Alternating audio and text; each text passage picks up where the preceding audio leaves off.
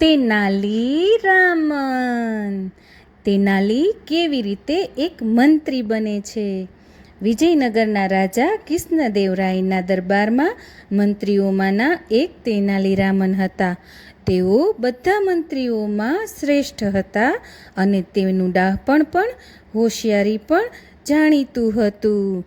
તેનાલીએ તેમની તીવ્ર બુદ્ધિ દ્વારા રાજ દરબારમાં પોતાનું સ્થાન બનાવ્યું હતું. તેનાથી તેનાલી એક શાણા અને વિશ્વાસુ માણસ ગણાતા હતા.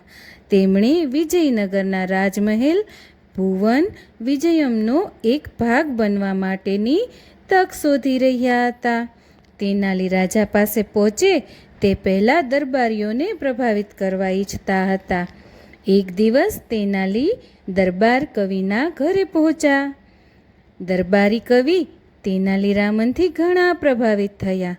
જો કે તેનાલીએ કવિ આગળ રાજાને મળવાની પોતાની ઈચ્છા વ્યક્ત કરી તો કવિએ પોતાની નામરજી દર્શાવી.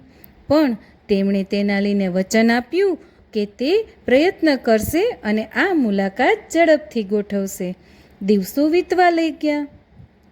તેનાલી રાહ જોતો હતો પણ રાજાને મળવામાં તે નિષ્ફળ રહ્યો. એક દિવસ તેનાલીને એક સારી એવી તક મળી. એક ક્ષમતા સ્પર્ધા યોજાઈ અને કેટલાક મંત્રીઓ તેમાં નિર્ણાયક તરીકે નિમાયા હતા. રાજવી મુખ્યમંત્રી અને તેનાલીની ક્ષમતા જોઈ પ્રભાવિત થયા. તે તેનાલી પાસે ગયા અને ઇનામમાં તેને એક સુંદર અને મોંઘી શાલ આપી જે રાજાએ પોતે તેમને આપી હતી. મંત્રીએ તેનાલીને શાલને રાજવી ભેટ તરીકે સ્વીકારવા માટે પૂછ્યું. બીજા દિવસે તેનાલી રામન પોતાના ખભા પર શાલ નાખી રાજ દરબારમાં દાખલ થયા. તેમણે ભેટ આપેલી શાલ તેનાલીના ખભા પર જોઈ રાજાને નવાઈ લાગી.